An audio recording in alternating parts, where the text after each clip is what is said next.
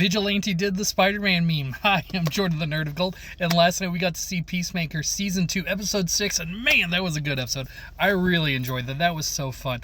Yeah, that was a great episode overall. I can see why it's one of James' favorite things that he's ever done. I'll talk more about the specific moment that I know he said is his favorite in there. And yeah, it was such a good episode. Like, overall, everything was good. For a moment, when they took the picture and their faces started to melt there, I thought that maybe for a second we really were right about Adebayo saying, like, it's a world trying to manipulate you and maybe eat you. Maybe we were getting some version of that. So my brain automatically thought, what kind of world could that be? It could be a version of the Bizarro Earth, and it's just trying to manipulate based on Chris's mind. I thought that for a split second, but then I was like, no, they're not really going to do that, as I was watching the intro to the theme song, and the theme song still hits. I know a lot of people weren't hot on it at first. I've been a big fan of it since the start, and I'm glad that people are coming around on it. Oh man, it's such a good song. I love it. It's so much. One of the reasons I also thought that the face melting thing might have been the Bizarro world is there's a line in the song that said, "The world is going to eat you alive," and I thought for a second, what if James Gunn is using that literally? I thought that for a split second. But it turned out to be what we all thought it was, a Nazi Earth. It is a version of Earth X, so I'm happy that we were right in thinking that, and that James didn't somehow miss that there were no actors or extras of color on set on those days while they were filming. It was a very purposeful decision, and it makes sense thematically for the show based on Peacemaker's history. So I'm really glad that we're in this world and we're finally starting to see some real results of it. Although that being said, now that we finally have the official reveal of it, I feel like the season has definitely, I think I've mentioned this before, how the season has definitely been built around the mystery of hiding it until this point, and I'm not entirely sure that's helped the season overall, but I do think it was kind of worth it by the end with the Adebayo being chased in the end, because, oh man, that was a scene like straight out of a horror movie. I kept expecting him to just go, or whatever that meme is from the movie. I don't know, where he makes that insane noise.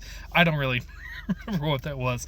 But yeah, it was such a good episode. I loved when Vigilante met himself and they got to be basically the same person, and they were so happy about that, except when you find out about the differences between Chris Smith. That was so good. But the reason I understand why James Gunn loved making this episode and why it's one of his most favorite things he's ever made is the scene between Harcourt and Peacemaker. And man, that was an emotional scene. That was so good. I loved that scene. It was like the way they filmed it, the way the actors were moving around with their emotions as they were speaking. It was so good. Jennifer Holland killed it in that. If she doesn't at least receive a nomination for that bit of acting, I'm gonna be mad for her, because that was really good. That was an excellent piece of acting, and John Cena kept up with her.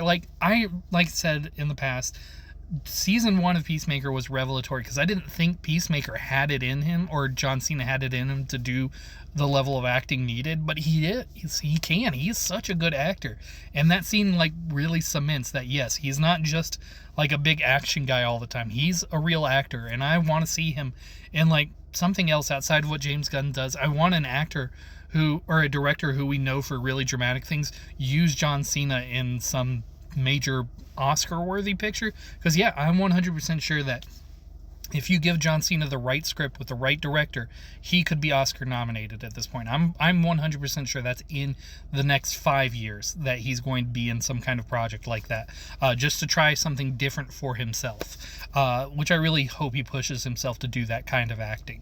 But I also hope he never leaves Peacemaker. So long as James wants to keep making Peacemaker, I really hope John's up for it, which, based on everything I've seen about John Cena, he seems he's 100% for Peacemaker. But yeah, this season so far has been great. This episode was great. I will try to think of some more theories outside of just me being very excited about this episode. But yeah, this is such a good episode.